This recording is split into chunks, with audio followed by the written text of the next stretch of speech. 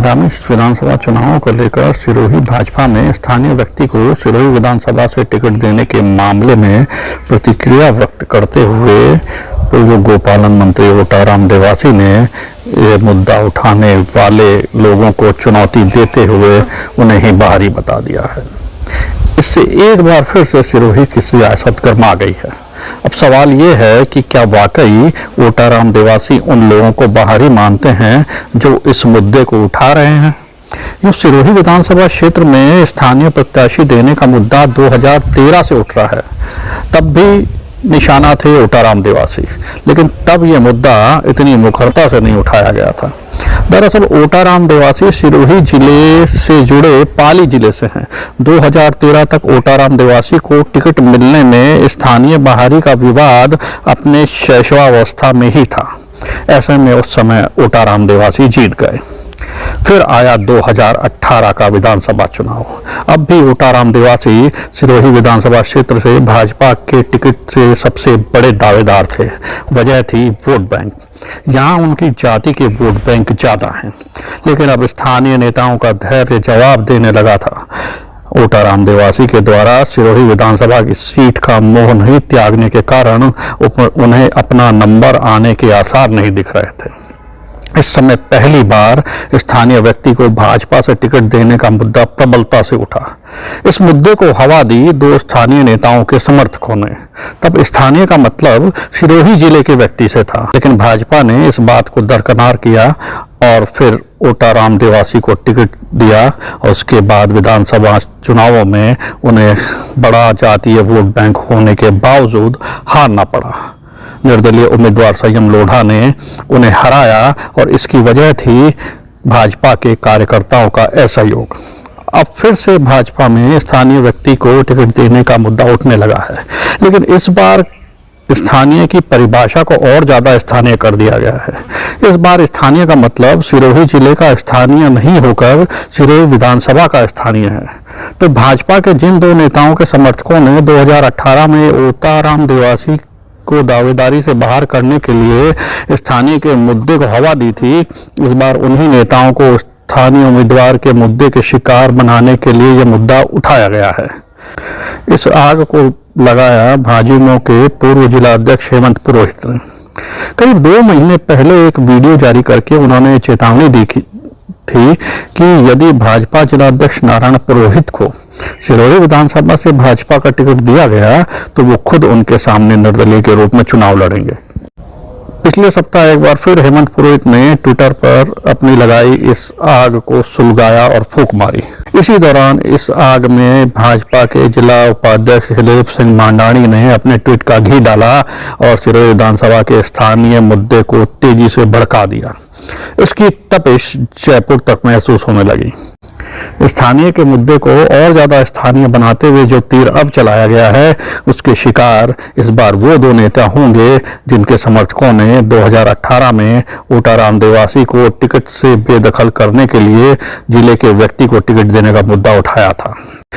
इस बार स्थानीय के मुद्दे से खराब हुए मौसम में ओटाराम देवासी के अलावा सिरोही जिले के रेवदर विधानसभा के निवासी भाजपा जिला अध्यक्ष नारायण पुरोहित व पूर्व जिला प्रमुख पायल परशुरामपुरिया के विधानसभा प्रत्याशी बनने के सपनों पर बिजली गिर सकती है।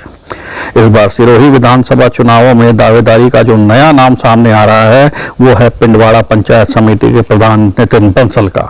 उनके पिता बाबूलाल बंसल जिला भाजपा में काफी सक्रियता दिखाते रहे हैं। अब उनकी जगह नितिन बंसल ने ले ली है। सिरोही विधानसभा से स्थानीय उम्मीदवार की दावेदारी का मुद्दा उठाने के पीछे की एक वजह इन लोगों को टिकट की दौड़ से बाहर करने की भी मानी जा रही है। ये मुद्दा उठाने वालों ने जो दलील दी है वो ये है कि सिरोही विधानसभा क्षेत्र के बाहर का व्यक्ति सुबह 10 बजे से शाम 6 बजे तक विधानसभा में रहते हैं, इसके बाद विधानसभा छोड़कर अपने क्षेत्रों में चले जाते हैं। लेकिन सवाल ये है कि क्या इन महत्वपूर्ण नामों को बाहर करने के बाद भी सिरोही विधानसभा क्षेत्र में भाजपा से खड़े होने वाले नेताओं की फहरिस्त बचती है?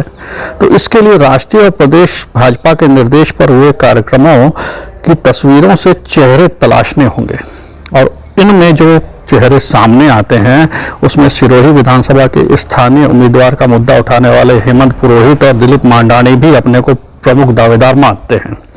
यदि देवासी वोट बैंक साधने के लिए देवासी की जगह देवासी को टिकट देने की संभावना पर विचार करें तो तीर्थगिरी और भाजपा जिला उपाध्यक्ष नारायण देवासी भी अपनी दावेदारी ठोकते नजर आते हैं।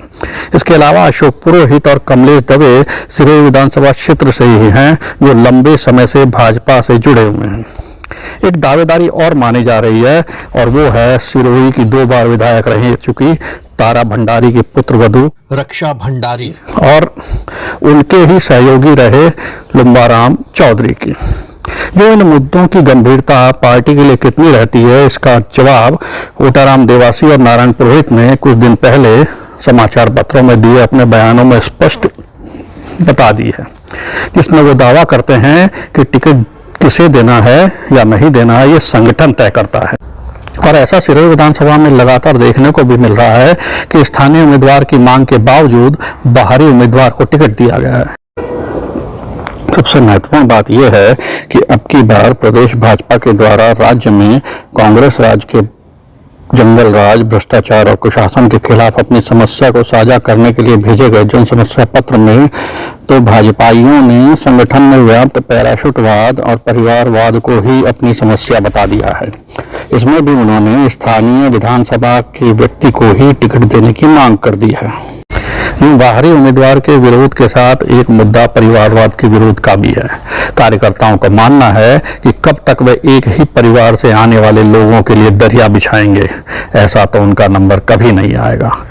वैसे ओटाराम देवासी और नारायण पुरोहित के बयान उस हकीकत से बिल्कुल विपरीत हैं जो 2018 में दिखी।